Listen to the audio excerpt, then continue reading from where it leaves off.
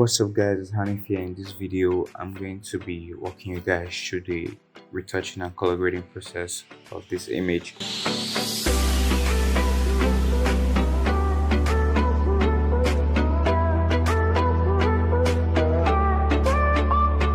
What's up guys, it's Hanif here. Before we continue with this video, make sure to subscribe to my channel for more content like this and also turn on my notifications to be notified when I drop another video. So in this video I'm going to be walking you guys through the retouching process of this image. It's a dark skin portrait, so I'll be walking you guys through the retouching process like it works. This process should work for every photo of a dark skin model, or should work great with any photo of a dark skin model. So this is a quick before and after in Lightroom. After doing most of the color grading in Lightroom, we're going to move forward to Photoshop. So yeah, I'm going to walk you guys through everything I did in Lightroom right now. Alright, so the first thing I did here was I just did white balance a bit. I didn't really do much, just up the temperature a bit, increase the exposure and kept the shadows down. For dark skin portrait, you would like to keep the shadows down. You don't want to leave the shadows up. Here's why. For dark skin portrait, you would like to keep the shadows down because it really gives more emphasis on the skin. Keep the shadows down, since the shadows would affect the skin as well. So I advise you guys don't lift the shadows too much when editing a dark skin portrait. Instead, just keep it at between 10 to 30. It's always good around there. And I reduced my blacks for some contrast and the highlights a bit. I didn't reduce the highlights way down because I don't often do a lot of dodge and burn, so I like to leave a little bit of highlights around the skin. Yeah, okay, so the next thing I did here was increase my vibrancy a bit and my clarity a bit. Don't ever put your clarity above 10. Why? Because when you increase your clarity itself with the saturation, and it makes your photo look dirty, and you know what I mean. So always keep your clarity between 5 and 10, not too much, so just give it a little bit of sharpness to the image. Reduce my saturation a bit because the colors look a bit too much to me, so I just reduce my saturation a little. So next thing I did was moving over to the curves, the tone curve here. What I did here was I added a little bit of fade, so I lifted the blacks here, and I also the shadows, shadows as well, I lifted it up a bit as well. I kept the midtones around here. I kept the midtones around here, and the highlights I brought it down, so the focus is still on the model here. That's what I did in my RGB channel in the tone curve. For my red channel, I didn't do anything much. I just brought the reds and the highlights a bit down, so I add the blues to the shadows here, as you can see. So I had blues to the highlights here, sorry, as you can see. And then I didn't do anything with my green, not really.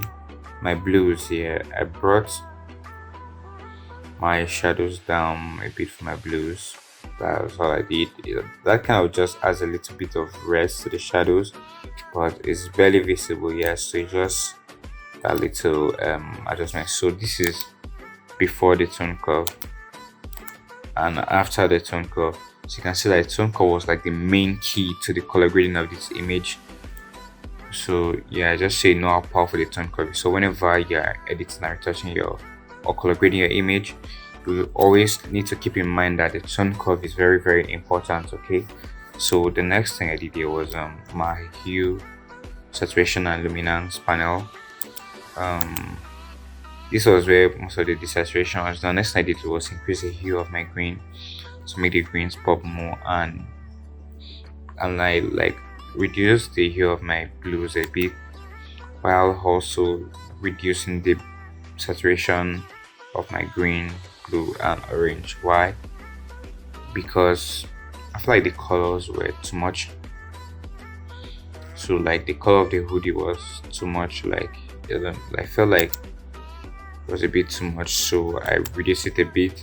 And also for my greens, so I reduced them a lot, so they are not distracting, as you can see. If I turn off my HSL panel, you can see the greens like kind of distract me from the subject, so I reduce the saturation by a lot. And also over to my split tuning, these are like numbers I regularly use for my pictures, because like for my shadows I use 37. I keep my hue at 37 and my saturation at 4, because this is the color that's usually like closest to the skin color, so I usually keep it around there. And my highlights, I usually put it around the blue side, but just a bit, not too much, unless certain images that I want the colors, the highlights to really show. I sharpened my image by a lot. I love sharpening my images here. Sharpen my image by a lot. And then next thing I did here was my camera calibration. I mostly play around with this, so you can see this before my color calibration after. So there wasn't really much difference here. So I just played around with it, not much happened there. So let's move over to Photoshop, where we did a lot more. Okay, alright guys, we are over here in Photoshop. Let me walk you guys through everything I did here in Photoshop. Yeah, so the first thing I did here, as usual, was duplicate my layer, so that whatever I do once, I can always go back to my previous layer. And the next thing I did here was eyebrows. Yeah, I fixed the eyebrows, as you can see. Now what I did here, I used the brush for the eyebrows. Zoom in here, I use brushes for the eyebrows. If you guys would like to know the process of what I did for the eyebrows, let me know in the comments below, so maybe I can do a separate tutorial for the eyebrows. But yeah, I used the brush for the eyebrows, decrease the opacity and all that. Next thing I did here was frame separation. Yeah, frame separation is where most of the changes were made here. With frame separation, you guys should check out my frame separation tutorial to know like my frame separation process and how I do it. What I did here was I did the frame separation on the skin and also on the hoodie. As you can see, the frame separation on the skin and on the fabric as well. Why? Because the fabric was looking really rumpled, so like it was kind of like really disturbing. So yeah, I had to fix that. So yeah, you can see the before and after here. So next thing I did here was brighten the eyes a bit, but it wasn't really obvious. Yeah, just brighten the eyes a bit. I just whitened it a bit. And next thing I did here was our eyes. Like retouched the eyes, I changed the color and brightened it using the magic eyes tool from the Retouching panel. Just changed the color. I did an eye retouching tutorial recently, so you guys can go and check that out as well. Next thing I did here was dodge. I did a little bit of dodge and burn here. A very little bit of dodge and burn, like to make the highlights more pronounced in the image.